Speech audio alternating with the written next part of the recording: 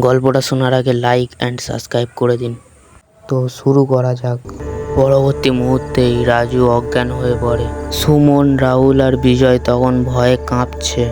তবুও তারা গাড়ি থেকে নেমে রাজুকে টেনে বের করে, পিছনের সিটে বসায়। গাড়ির চাবি তখনও রাজুর হাতেই। চাবি বের করে সুমন স্টার্ট দেয়, কিন্তু গাড়ি কিছুতেই স্টার্ট নেয় না। তখনই পাশের জঙ্গলের দিক দিয়ে শোনা যায় এক বিকট অদ্ভুত শব্দ।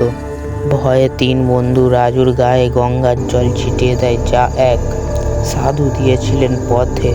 মুহূর্তের মধ্যে রাজু কেঁপে উঠে বসে পড়ে। আর তখনই সেই সাদা শাড়ি মহিলা গাছের ফাঁক দিয়ে উধাও হয়ে যায়।